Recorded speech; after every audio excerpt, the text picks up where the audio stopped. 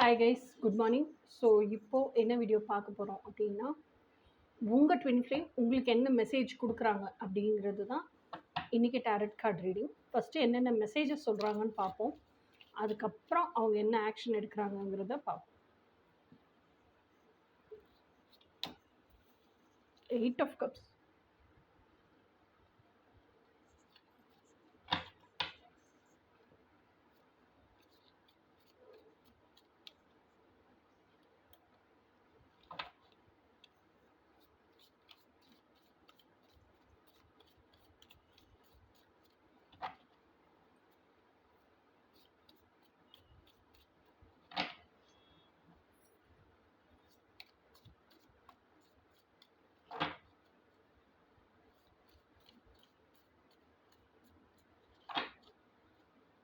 இப்போ நான் ரீட் பண்ணுறது, கார்டு ஷஃபில் பண்ணி எடுக்கிறது, இதெல்லாமே டோட்டல் கலெக்டிவுக்கான மெசேஜ் தான் கைஸ். ஓகே, கலெக்டிவ்க்கு வரும்போது மேம் ரீடிங் போட்டால் எங்களுக்கு ரெசனேட் ஆகுது அப்படின்னு கேட்குறீங்க. இதெல்லாம் ஓகே, கேட்குறது ஜஸ்ட் இன்ஃபர்மேஷனாக தான் இருக்கணும். ஓகேயா? இந்த ரீடிங்கே உட்காந்துட்டு அந்த ரீடிங் மேலே இருக்கிற அடிக்ஷனோ, அப்சஷனோ, ரீடிங் மேலே டிபெண்டன்சியோ இது டெவலப் ஆகவே கூடாது. ஓகே, ரீடிங் கேளுங்க உங்கள் டைம் பாஸுக்கு. சரி, என்னதான் சொல்லியிருக்காங்க அப்படி கேட்போம், அப்படி கேளுங்க. மற்றபடி ஃபுல்லாக உங்கள் ட்வின் ஃப்ளேம் உங்களுக்கு என்ன மெசேஜ் சொல்கிறாங்கன்னு உங்கள் ஹார்ட் ஸ்பேஸுக்குள்ளே போய் டெய்லி உங்கள் ட்வின் ஃப்ளேம் கூட வாழ்ந்து ட்வின் ஃப்ளேம் கூட டெய்லி பேசிஸில் கான்வர்சேஷன் பேசி தான் அவங்க உங்கள் ட்வின் ஃப்ளேமு என்ன நினைக்கிறாங்க, என்ன ரெஸ்பாண்ட் பண்ணுறாங்க, நம்மளுக்கு என்ன சொல்லி கொடுக்குறதுக்கு விரும்புகிறாங்க. பாருங்க, சாரியட் கார்டு. ஓகே, அதெல்லாம் தெரிஞ்சுக்கணுமே தவிர இந்த கார்ட்ஸை டிபெண்ட் பண்ணி இல்லை. ஓகே, இந்த கார்ட்ஸ் எல்லாமே இன்னொன்று கூட யூஸ் பண்ணலாம். நம்ம நினைக்கிறது அதுதான் ரெசனன்ஸ் இல்லையா? நம்மளுக்கு மாதிரியே தான் கலெக்டிவ்லேயும் இருக்காங்க. அப்போ நம்மளுக்கு நினைக்கிறது கரெக்டு தான். அந்த இன்ட்யூஷனை நம்ம நம்புறதுக்கான ஒரு ஆயுதமாக கூட இருக்கலாம். ஆனால் இன்ட்யூஷனே நம்பாமல் கார்ட்ஸ் மேலே எப்போவுமே டிபெண்டன்சி இருந்துகிட்டே இருக்கக்கூடாது. வா, 10 of Pentacles.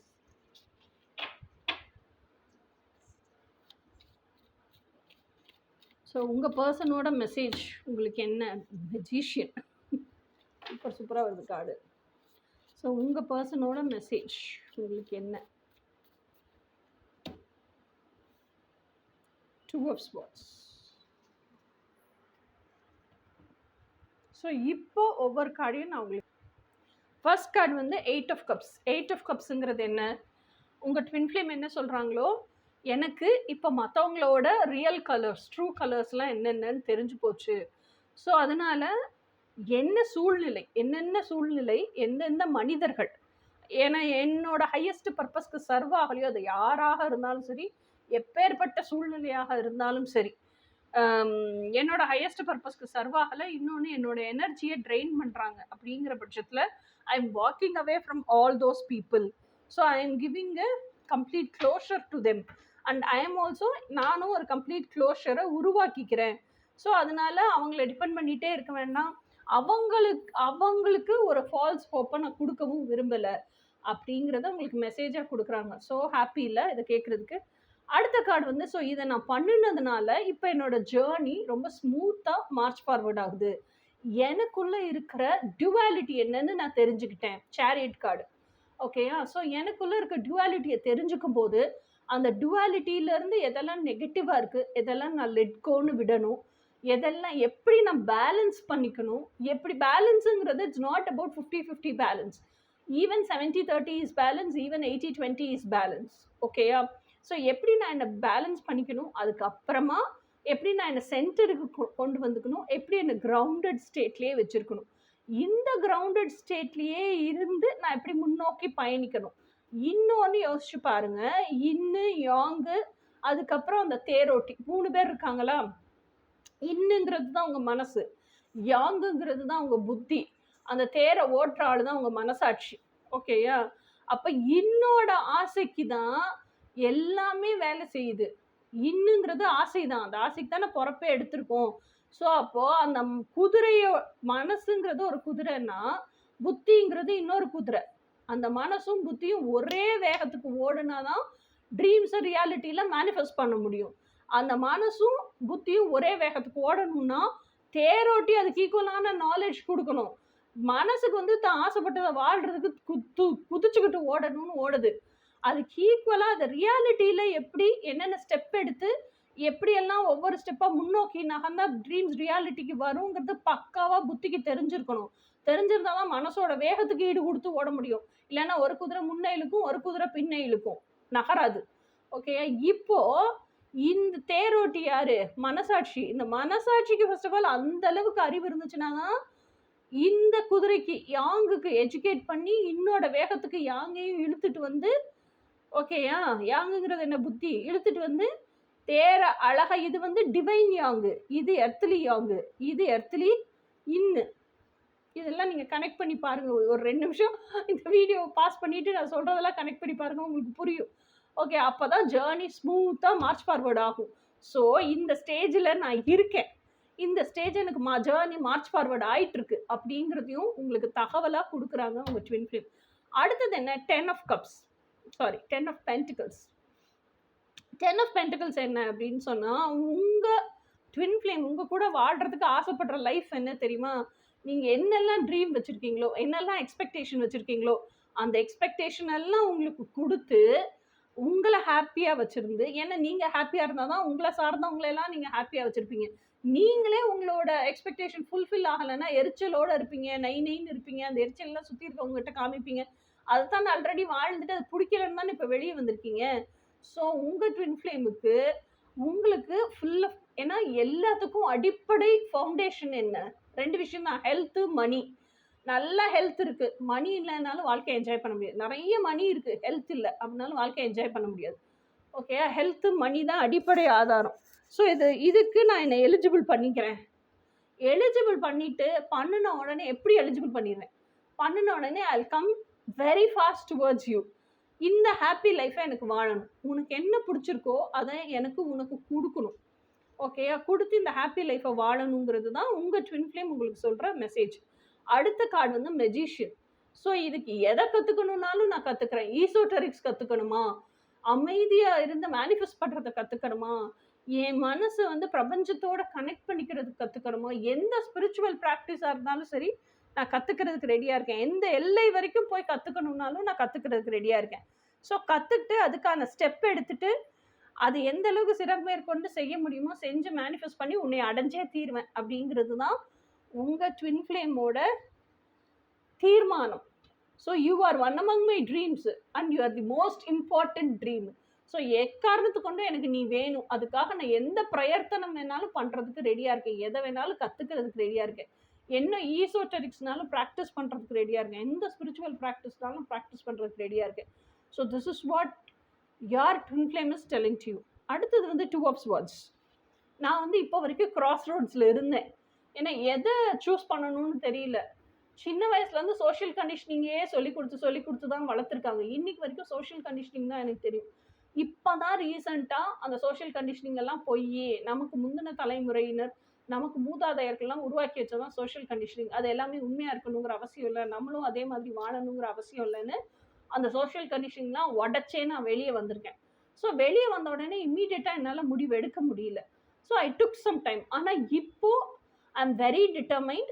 அந்த 2 பாதையில் எந்த பாதையை நீ ட்ராவல் பண்ணணும்னு சொன்னால் கண்டிப்பாக சோஷியல் கண்டிஷனிங் என்னோட ஃபேட், அந்த பக்கம் நான் போகவே மாட்டேன். I will always choose the dream life. என்னோட டெஸ்டினியை நோக்கி தான் பயணிப்பேன் அப்படிங்கிறத நான் சூஸ் பண்ணிட்டேன் அப்படின்னு உங்கள் ட்வின் ஃப்ளேம் உங்களுக்கு இன்ஃபார்ம் பண்ணுறாங்க.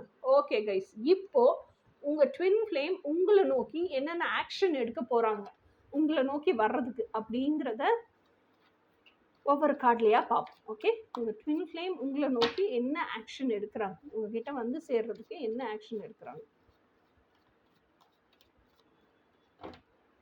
உங்கள் ட்வின் ஃப்ளேம் உங்களை நோக்கி உங்ககிட்ட வந்து சேர்றதுக்கு என்ன ஆக்ஷன் எடுக்கிறாங்க. வா, knight of pentacles. Knight of பென்டிகல்ஸ்னால் என்ன அர்த்தம்? Slow and steady. அதறி பதறி அரிபரியிலன்னா அவங்க எந்த டிசிஷனும் எடுக்கல. இன்ட்ராஸ்பெக்ஷன் பண்ணி யோசித்து அவங்களோட செல்ஃப் டாக்கை கல்டிவேட் பண்ணி இன்ட்யூஷனை ஸ்ட்ராங் பண்ணி இதுதான் அப்படின்னு அந்த இன்னர் கைடன்ஸ் எது சொல்லுதோ அதை கேட்டு அவங்க முடிவு எடுத்திருக்காங்க.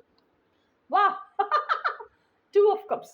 இந்த நம்ம ட்வின் ஃப்ளேம் ரீடிங்கில் இந்த கார்டு இல்லைன்னா தான் அதிசயம். ஸோ 2 of Cupsங்கிறது என்ன? I want only you. only you are there in my heart, so I'm coming towards you at any cost. I'll come to you. You are my ultimate one. இது தெரிஞ்சுதான் இருக்கு. So definitely they can't stay away. தெரிஞ்சதுக்கப்புறம் ஒரு மனுஷன் விட்டுட்டு இருப்பானா? கண்டிப்பாக will come search of you. உங்களை தேடி வருவாங்க. அதுக்கு என்ன பண்ணணுன்னாலும், எந்த ரிஸ்க் எடுக்கணுன்னாலும், உலகத்தோட எந்த எல்லை மூளை வரைக்கும் போகணுன்னாலும் போய் வருவாங்க. யா, இப்போ அடுத்த கார்டு வந்து king of swords. King of swords என்ன சொல்லுது? I stand for my truth. அந்த ட்ரூத்தை எவ்வளோ அத்தாரிட்டேட்டிவாக ஆத்தென்டிக்காக கம்யூனிகேட் பண்ணணுமோ அதையும் நான் கம்யூனிகேட் பண்ணுறதுக்கு ரெடியாக இருக்கேன் அப்படின்னு. என்னோட ட்ரூத் என்ன, என்னோட ஆத்தென்டிசிட்டி என்ன, அதைத்தான் நான் வாழுவேன். This is who I am, this is what I want to live. இதை யாருக்காகவும் நான் விட்டு கொடுக்குறதுக்கு ரெடியாக இல்லை. Strength card. Oh my God, masculine is completely becoming ready. எதுக்கு? அதாவது சாரி, உங்கள் twin flame is completely becoming ready. ஏன்னா நான் வாசிக்கிறேன்ல, அதனால masculine சொல்லிட்டேன். your twin flame is completely becoming ready to live with you. he is taming himself. அவங்களோட negative aspect எல்லாம் வந்து என்ன சொல்கிறது, டார்க்னஸ், இது எல்லாமே வந்து டேம் பண்ணுறாங்க. எது எது தேவையில்லைன்னு நினைக்கிறாங்களோ அதெல்லாம் லெட்கோன்னு விட கற்றுக்கிட்டாங்க. விட்டுறது மாத்திரம் இல்லாமல் அவங்களோட டார்க்னஸ் அவங்களுக்கே தெரிஞ்சு அவங்கள கம்பேஷனோடு ட்ரீட் பண்ணுறாங்க இல்லையா.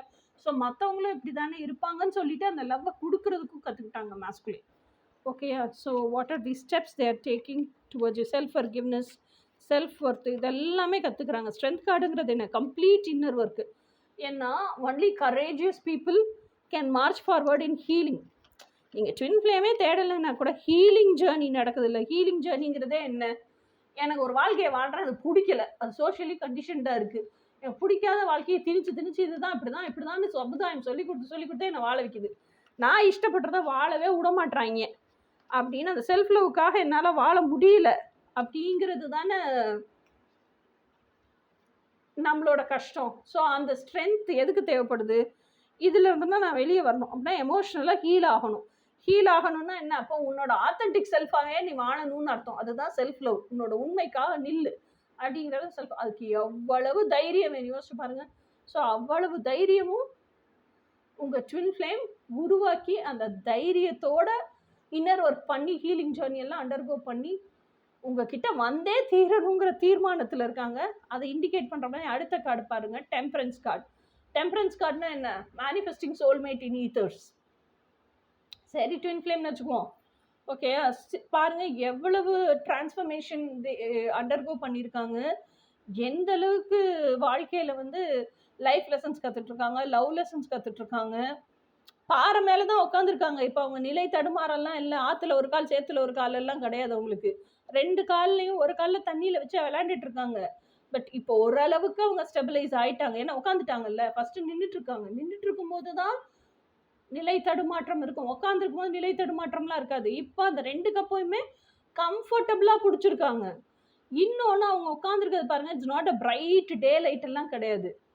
அந்த அந்தி சாயறதுக்கு கொஞ்ச நேரத்துக்கு முந்தின அந்த ஈவினிங் மாலை பொழுது இருக்கும்ல, அந்த மாதிரி டயத்தில் தான் உட்காந்துருக்காங்க. So she is just sitting and thinking, நம்ம நெக்ஸ்ட் என்ன பண்ணணும், மேனிஃபெஸ்ட் பண்ணணும், அடுத்த ஸ்டெப் என்ன. அந்த மலைப்பு இருக்கும்ல, அந்த நாலேஜ் கிடைக்கிற வரைக்கும் அந்த மலைப்பு தான். ஆனால் அந்த மலைப்பு எவ்வளோ நாளைக்கு இருக்கும்னு நினைக்கிறீங்க? அந்த மலைப்பே அவங்களுக்கு தேடலை உருவாக்கும். நம்ம கற்றுக்கிட்டா தான் அடுத்த ஸ்டெப்புக்கு நகர முடியும். அடுத்த ஸ்டெப்பு நகர்ந்தால் தான் நம்மளோட ட்வின் ஃப்ளேமை மேனிஃபெஸ்ட் பண்ண முடியும். ஸோ இந்த ஒரு அவங்களுக்குள்ள இருக்கிற தேடுதல், அந்த தீவிரத்தன்மை, அதுவே அவங்களுக்கு செல்ஃப் மோட்டிவேட்டடாக உந்துதலாக இருந்து அடுத்தடுத்த ஸ்டெப்பை எடுத்து வைப்பாங்க. ஸோ இதுதான் கைஸ் ஏப்ரல் ஃபர்ஸ்ட் ஹாஃபுக்கான உங்களோட ட்வின் ஃப்ளேமோட மெசேஜஸ். உங்களுக்கு உங்கள் ட்வின் ஃப்ளேம் உங்களுக்கு நோக்கி என்ன ஆக்ஷன்ஸ் எடுக்கிறாங்கங்கிறதுக்கான ரீடிங். இனி நெக்ஸ்ட்டு வேற ஒரு சுவாரஸ்யமான ரீடிங்கில் பார்ப்போம். Until then by.